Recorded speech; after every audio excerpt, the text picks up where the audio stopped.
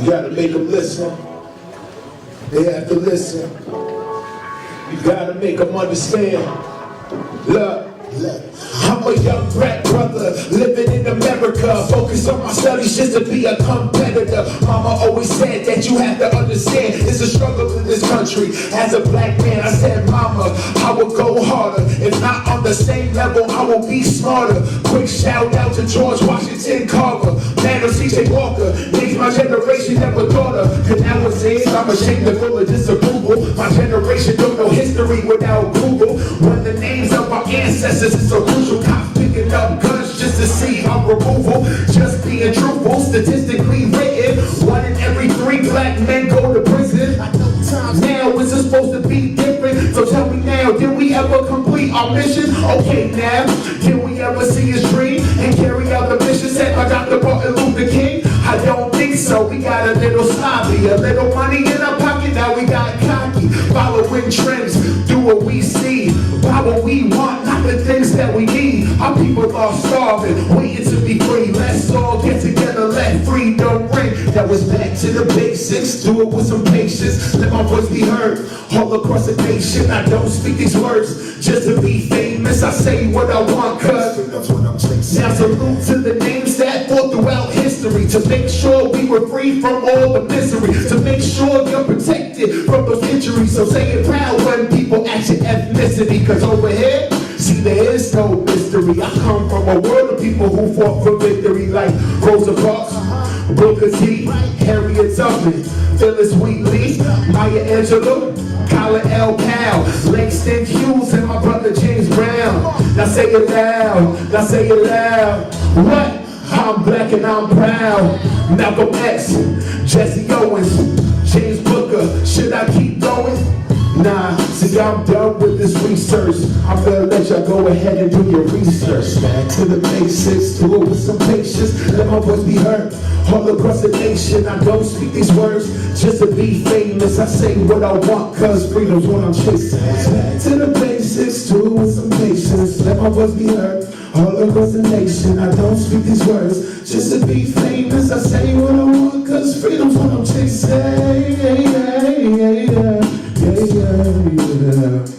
You may write me down in history with your bitter twisted line. You may trod me in the very dirt, but still like dust I rise. Does my sanctity upset you? Why are you beset with gloom? Just because I walk as if I have oil wells pumping in my living room. Just like suns and like moon, with the certainty of times. Just like hope springing high, still I rise. Did you want to see me broken? Bowed head and lowered eyes, shoulders falling down like hip-hop, weeping by my soulful cries. Just my sadness upset you. Don't take it so hard just because I laugh. As if I have gold mines digging in my own backyard. You can shoot me with your words. You can cut me with your lies. You can kill me with your hatefulness. But just like life, I'll rise. Back to the basics. Thank you.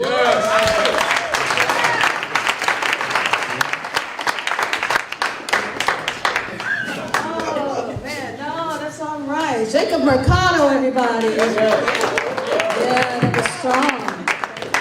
And a blessed, blessed Black History Month to all of you. Welcome. Thanks for coming out tonight in the cold. We're really glad to see you, and we pray that this will be a meaningful experience for you tonight. Usually we gather every second and fourth Saturday at 6 o'clock. We're not going to meet the last Saturday of February because we have a communications workshop next week. And we're going to be spending most of the day here. But normally we're here every second and fourth Saturday, right here in this connections room. And we meet for about 2 hours. Sometimes we go a little bit over. And we help one another work through our faith. We talk about things of the spirit. The spirituality of dance, the spirituality of music, the spirituality of film. And of course, since it's Black History Month, we want to take a journey down Black history through film, a film retrospective tonight. Really want to welcome our panelists who are here. I'm going to give them an opportunity to say a little bit about themselves, and then we're going to move the evening right along. Welcome. We're just really grateful for you to be here tonight.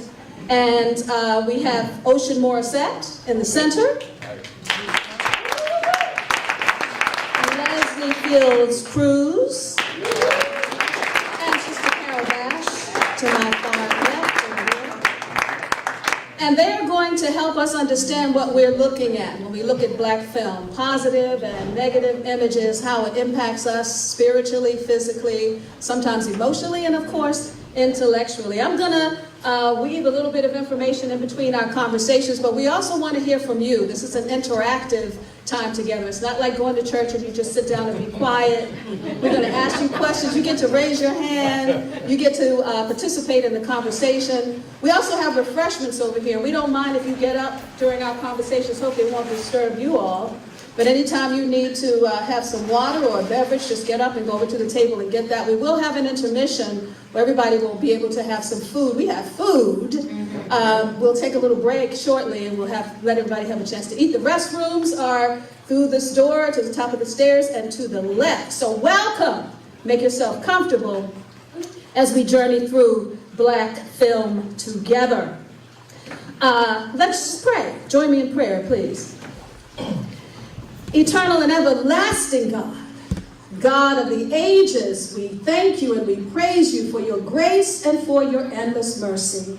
We ask your blessings upon everyone who is here tonight, God, and we thank you for the journey. Let the Spirit flow. Come, Spirit, and have your way. Elevate us. Elevate our consciousness. Bind us together in community, God, and be glorified. This is our prayer tonight. In the name of the one who is and was and will come again. Amen. Amen. Amen. Now we're going to hear some music from John Ferrer. He's going to play a couple of selections. Please welcome him. John.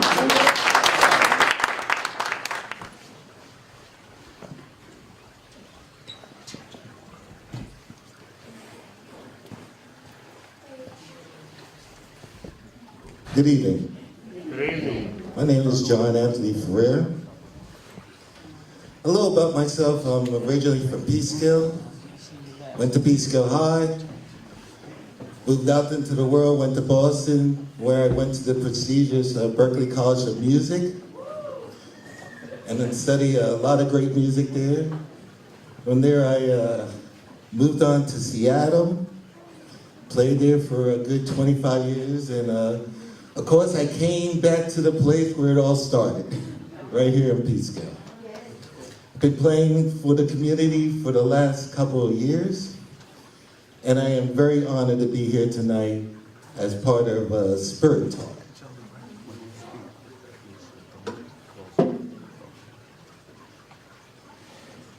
This first song I'd like to play for you is God Bless the Child.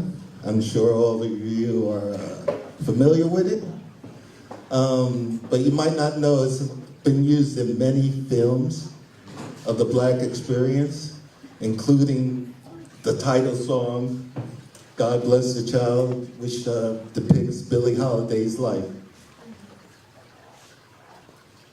So here we go.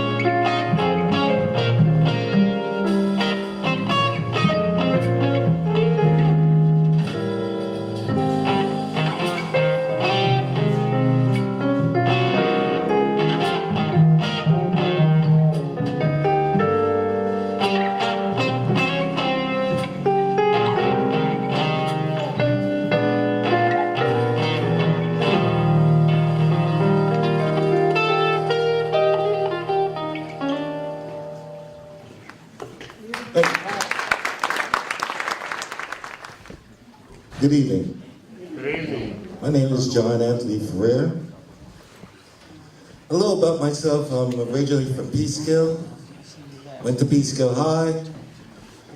Moved out into the world, went to Boston, where I went to the prestigious Berklee College of Music.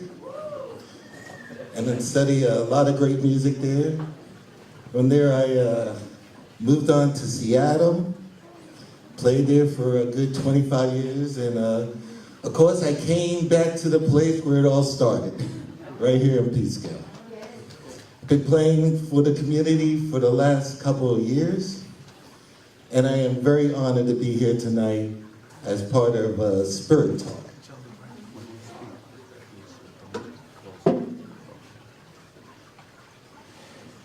This first song I'd like to play for you is God Bless the Child. I'm sure all of you are familiar with it, but you might not know it's been used in many films of the Black experience, including the title song, God Bless the Child, which depicts Billie Holiday's life. So here we go.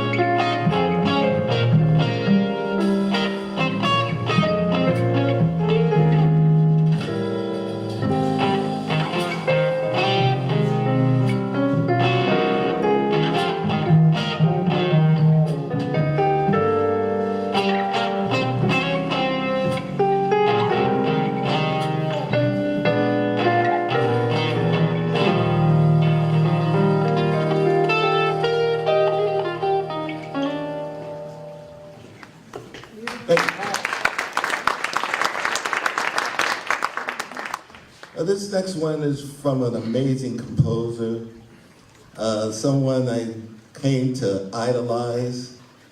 Had a hard time understanding his music at first, but as I became a better musician, I started to truly understand this man.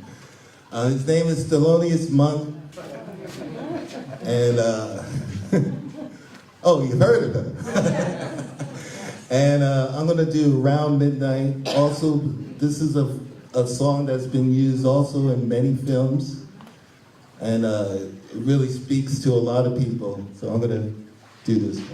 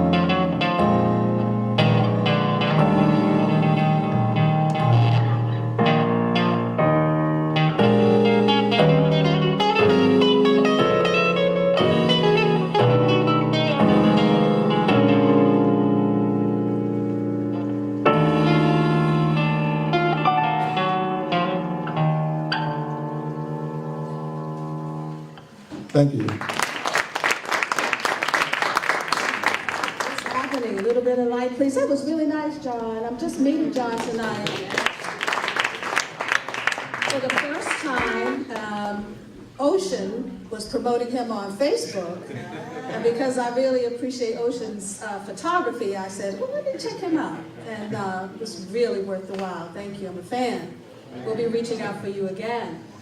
12 Years a Slave, Akita and the Bee, American Violet, Amistad, Antoine Fisher, The Autobiography of Miss Jane Pittman, The Axe in the Attic, Barbershop, Beasts of the Southern Wild, Hidden Figures, Beauty Shop, the Black Power mixtape of 1967 through 1975, Blood Done Sign My Name, Boys in the Hood, Clara's Heart, Coach Carter, The Color Purple, Deliver Us from Eva, Down in the Delta, and so many more.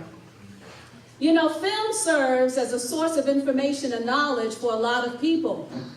Movies or television can broaden or limit one's perspective about people, about places, or about things because it's more lively and it's more entertaining. One of the main sources of history are movies and television, but all of the data presented on the big or little screen is not absolutely factual. It is important to critique what is put on movies and on television screens because there could be a danger of creating stereotypical images that can last for generations. This is particularly true for African American film. We have had a long and rather complex history in the American motion picture industry.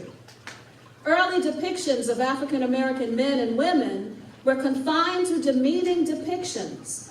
We were portrayed as incompetent, loyal to white master servants, mammies, butlers, childlike, hypersexualized, and criminal. Modern film has also depicted us negatively, too often, as drug dealers, as gangsters and pimps, and video vixens. Tonight, we're going to take a look at some of these images and hopefully develop a greater sense of consciousness about what we are paying to watch, or about what we view at home with our families, our children in particular. What we allow to enter into the eye gate has an impact on us emotionally, intellectually, and spiritually. I'm going to invite our panelists to please join me here. And I'm going to give you a chance to talk for just tell us one or two things about yourself that you'd really like us to know. And just slide that microphone over to the next person after you finish. Yep, Carol, let's start with you. All right. Good evening. So good to be here. Thank you for having me, Reverend Brown. Reverend Stephanie. Stephanie's fine. All right, Stephanie. My name is Carol Bash, and when you say life is a circle and a journey, it's literal in the sense that I went to nursing school right here in this building. Welcome home, Carol. So there you have it. That's the end of my beginning and end of my story at this point. No, and I'd like to acknowledge my father who's here, Dr. Bash. He's been a part of the community for 50 some odd years. Welcome. But basically, in regards to film, I've always liked story. I've always been interested in telling stories, whether it was through writing as a child. But I will fast forward, basically, as far as my entree into the electronic media. I started in television back in 1991 or something like that. And I started basically at 60 Minutes of CBS News. I was there for 7 years, and then I realized that I didn't want to be there anymore. I didn't want to tell news stories. I was a researcher, you could say, a broadcast associate. So I was entry level, but enough to really learn some valuable lessons about storytelling. But it was a news formula. I wanted to tell broader stories at this point. I wanted to tell stories that related to me as an African American woman. And so I decided to be a filmmaker and went to get my master's at the New School and got my master's in media studies and graduated in 1995 and came out and started to be an independent filmmaker. I was lucky enough to find my community, and that would be basically the African American independent filmmaking community in New York City, and primarily my career has been in the city.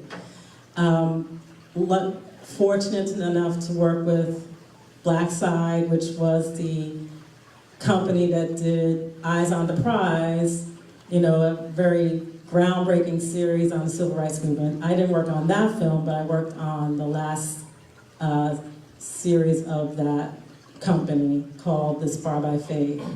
And then worked with many other producers that were doing African American content, primarily on PBS, Firelight Media, and Two Tone Productions. And along that line, also had a calling to tell my own story. A jazz musician reached out to me, Mary Lou Williams. She has passed, but when I heard her music, and this was in the 2000s now, it took me 12 years to make that film, another story. But she had since passed, but I heard her music and just had to tell her story.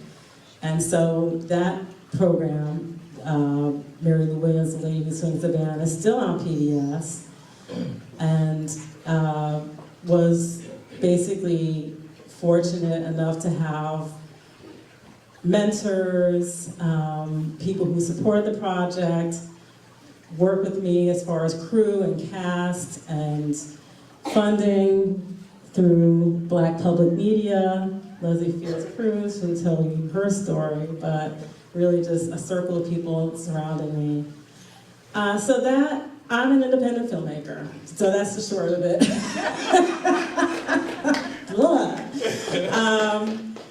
And also a little bit involved with the Peekskill Film Festival for the past couple of years too. Lucky and happy to be back here and be more involved in the community, and I will just stop my story at that point and move on to Ocean. Thank you for having me. Good evening. Thank you, Stephanie, for having me as well. My name is Ocean Morissette. I'm a local photographer, artist here in Peekskill. I've been here in Peekskill for 5 years. I relocated from, I'm originally from Brooklyn, and then went to Harlem and moved from Harlem up to Peekskill. Since then, I've been active in the arts community here. I'm a member of the Peekskill Arts Alliance. I am a documentary photographer slash photojournalist slash fine artist. Basically, I explore life with my camera, particularly the human condition. I capture everyday scenes of life and enjoy telling stories with my photography. Gordon Parks, who many of you might know is one of my heroes. He also directed the film Shaft. Since I've seen his work, I got into photography back in 2001. I'm pretty much self-taught. Someone just gave me a camera one day, and it opened up a whole new world for me. I had no idea, no aspiration of being a photographer. Someone gave me a camera as a birthday gift. I built a darkroom in my tiny bathroom and started developing prints and making lots of mistakes. But through the years, since then, I've developed my craft, honed my eye, and I really enjoy telling the stories of just everyday life. I don't just photograph people of color, Black people. I just photograph everything that I see, basically, because I believe everyone has a story, and somehow we are all interconnected. All those stories are connected, and sort of seek to bring truth to light. And so I'll just keep it short for now. Thank you for having me. Thank you, Stephanie, for having me. I'm Leslie Fields Cruz. I am Peekskill adjacent. I live in Cortland Manor. But I come to Peekskill, it's funny because my life trajectory, I wanted to be an actor. I was born in New York, but I grew up in California. I came back to New York, I was like, I'm gonna be an actor. And then was confronted with all of the things as being an actor who had dark skin and liked to wear her hair natural, and realizing that I wanted to have more control. I really wanted to have more control.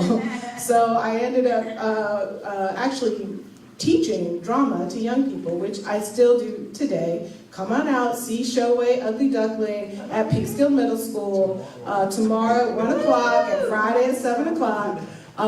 But I also found my love of film when I was a grad student. an undergrad in college. And I was actually studying abroad. I was in France and struggling trying to learn the language, and they had a class for film. And I was like, oh yeah, that'd be great, just to watch movies. I love watching movies. And it was great because we started with the silent era, and I could read French really, really well, so that worked out. And by the time we moved into talkies, my language skills and auditory skills had caught up, and I could understand everything. And I came back to the States and found out that there was a class in black film taught by Dr. Albert Johnson. This is at UC Berkeley. And through that class, I completely discovered this whole world of black film that I had not yet been exposed to. And once I graduated and tried to figure out what my next steps were going to be, and I was doing the acting thing, I really decided that what I wanted to do and what I needed to do was find a way to get stories about the black experience out to the public and out to the world, and stories that I felt reflected my life or my values and my experience, which is very, very diverse. There's not just one way for us to be black. And so I worked at a number of different nonprofits in independent film, and for the last 18 years now, 17, 18 years, I've been working at Black Public Media, also known, or formerly known as the National Black Programming Consortium, and we fund stories about the black experience, and we distribute them to PBS. So Carol is one of our grantees. We were, I think, first funds in on her film. I Am Not Your Negro was one of the films that we funded. Let's see, a lot of Stanley Nelson's work we funded. And that's what we do. We find these stories, we try to get the money in, we try to support the filmmakers as much as we can, and we get the content out to the public. And that's my passion, that's what I really love to do that, and working with the kids is Peekskill. Thank you. Our distinguished panelists here. Little black history fact here. The Lincoln Motion Picture Company was the first African-American film company founded, owned, and controlled by the Johnson brothers in 1915. And Oscar Devereaux Michaud is regarded as the first major African-American filmmaker, producing over 44 films, including both silent and sound film. Some of his film included Within Our Gates, The House Behind the Cedars, and The Conjure Woman. Let's watch some film. We're going to watch first excerpts from Birth of a Nation. Sorry about that, I know I jumped. Birth of a Nation, Imitation of Life, Paul Robeson, and In the Heat of the Night. And if you all want to flip your chairs around on the other side, it may be easier. Or however you choose it.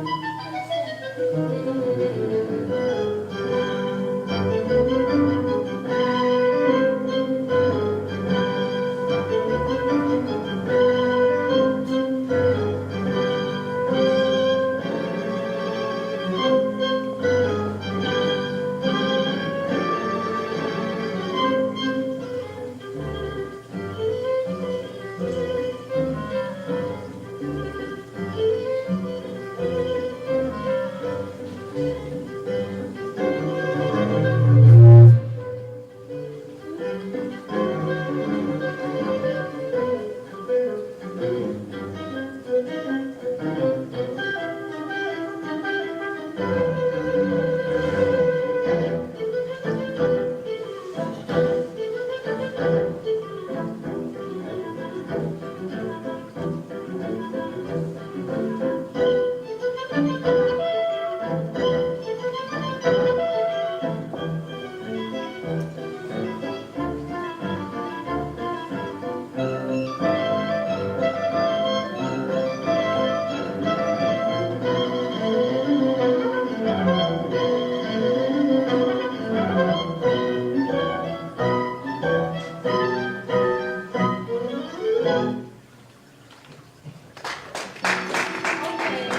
got to stop there.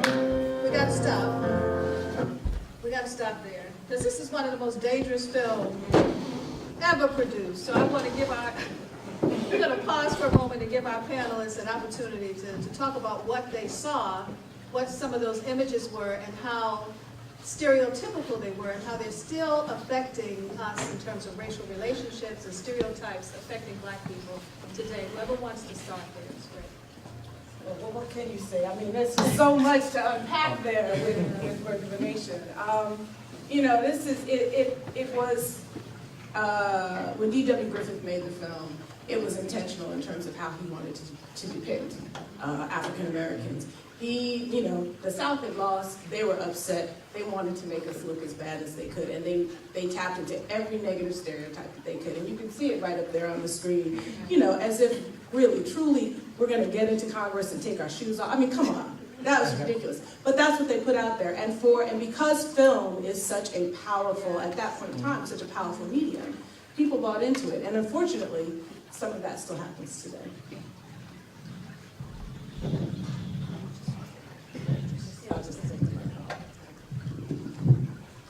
I also do, you know, just a broader context is that when this film was made in the vaudeville era, you know, very much a part of entertaining was, and you know, caricatures of Black people. So entertainers, Black and white, performing in blackface, and believe me, that term has come up again. You know, just a general overall entertainment complex around the caricature of Black people is what this film is a part of. And then the other thing is that it's not that Black people took this film lying down. You know, there are huge amounts of protests from the NAACP and other Black organizations about the distribution of this film. So it's not as horrible and insulting as these images were. I mean, we as a people did not accept that. I also just want to just throw something out in the audience is to think about the actors, you know, and the limitations they had, because some of these were Black actors, you know, doing a part of this. And so it's not only just the degradation of the imaging that the filmmaker had in his mind about Black people, but it was also the limitations in Hollywood for Black performers. And still, right, I mean, we're talking about this very similar issues that have not changed. Anyway. And it's so funny, I just, today on social media, I posted something on my Facebook page. If you look at it, I'm Ocean Morissette on Facebook. And there was a quote by a novelist and a very, very interesting woman, Anais Nin, and she's sort of French-American and comes from a Cuban background also. But a quote that stood out for me is that we don't view things as they are, we view things as we are.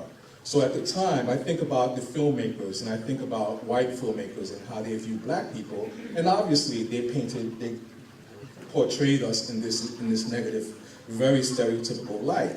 I was also struck by the fact that As a silent film, it's heavily dependent on the actions and the movement and that just added to the caricature, the look of it, the movements and the eyes and just everything that they thought about black people, about the mammy, about Aunt Jemima, and all those stereotypical images. And it was really, really a heartbreaking film. But as Carol pointed out, we did not take this line down. There was a huge amount of uproar around this.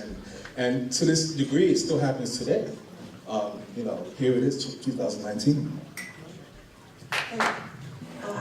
Go ahead, Kai. Yes. They did a documentary this week on just that, The Birth of a Nation, and they were showing how at that time, if you saw the rest of the movie, you could see all the stereotypes and how the black man was portrayed as the boogeyman to white women.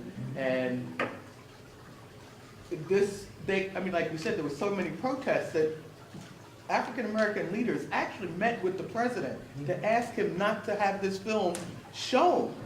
And even though this was one of his, I think it was Woodrow Wilson, was one of his campaign promises, he backtracked everything. And in fact, I think it was under him that Jim Crow came into being, supported by this film. Thank you. And I was just going to add that one of the, this film is so dangerous because it's actually, in terms of its structure, its narrative structure at that time, it had never really been done before. So, the three acts and how he edited it together. And so this film has been used, probably not as much in the past maybe 10, 15 years. But when I was going through film school, they take Birth of a Nation, they use this to teach you and talk to you about film structure. So imagine sitting in a class and you're watching this film and they're breaking it down, they're going through the structure, the story structure, and the character evolution, etc. And you're also having to deal with the fact that you're looking at these racist depictions of your ancestors. So it's a very dangerous film. That's it. I won't make you come. We're going to move on. Going to look at, I believe Paul Robeson is next, or is it Imitation of Life? To be present at the installation at the Governor General Azikiwe, an old friend, who now, and I advocated him. I'm in the straight. I certainly would like to be with you, but I'm out here with some good folks. But I'll get to Nigeria later. Mr. Rhodes, do you feel that Africa is to some extent an affinity for it, home, or do you still feel America is essentially your home? How do you feel? Well, let me come here. I'll come to that in just a second. But to come back to it, so I would say the Africans and the American Negroes have turned out to be an extraordinarily gifted people. The great tragedy is that by not making us full-class citizens as yet in America, they may be losing, I don't know how much yet. And to come back, I would say that unquestionably, I am an American, born there. My father slaved there. Upon the backs of my people was developed the primary wealth of America, the primary wealth. You have to have accumulated wealth to start, to build. You did it another way here in Australia. You had to build your accumulated wealth too. You just came and took it. You know what I mean? And that's what they did in most of the countries. That's what you Europeans did. You just took it. We got to catch up with you a little bit. That's so in America. So there's a lot of America that belongs to me yet. You understand? But just like a Scottish American is proud of being from Scotland, I'm proud for being African. Now, in our school books, they tried to tell me that all Africans were savages, till I got to London and found most of the Africans I knew were going to Oxford and Cambridge and doing very well, and learned their culture. And even once somebody had the temerity, after one had conquered the Chinese people and imposed upon them the opium trade and everything else, to suggest that they were a backward people, just the people who had been civilized so long over the rest of you folks didn't make any sense at all. So somewhere, it was wonderful to find about the colored peoples of the world that they were very advanced. So I would say today that I'm an American who is infinitely prouder to be of African descent, no question about it. No question about it. I'm an Afro-American, and I don't use the word American ever loosely again. Now, this was the feeling. This was the feeling. That's right. That when you were in London about 1937, 38, you really had the world at your feet. Then, I mean, you're a tremendous success. You were recognised over the world, and yet you went back to America? Was this the feeling that took you back? I felt I had to go back to my people. That's right. The going was tough. And today, I can go back. I just had my passport renewed. I could go back to pretty tough times now. But any time I could get a telegram next week that the Negro people had gathered somewhere in one of their conferences, as they could, and say, Paul, in the difficulties that are going on in America, would you come back and help us? I would take the plane as soon as I finished my engagements. All right. Yeah, Paul Robeson. And what happens to you when you tell it like it is? What happens when you stand up for yourself, when you have a level of consciousness and you speak truth to power? We know what happened to Paul Robeson. Anybody want to talk about that? You know, our local hero. Yes, you know, a very dangerous black man, right? In the sense of the intellect, the scholarship, the giftedness of this man, and the absolute fury and fear that he represented to white people, basically. You know, the local history of him performing, you know, out just a little bit outside. Where was he, Daddy? We were talking, my father and I were talking about this just at dinner, where he was in Cortland Manor, I think? Yeah, in Mohegan. In Mohegan, and then, you know, basically after the concert, you know, people came and rioted and were trying to get at the people that attended the conference, or the performance. I mean, just, what more can you say? He said it all. He's such an advanced thinker. I mean, even used the term Afro-American, you know, in the 1940s. And honestly, when there were plenty of African Americans that weren't proud of their African descent and were trying to, you know, sort of cover over that. Yeah, he's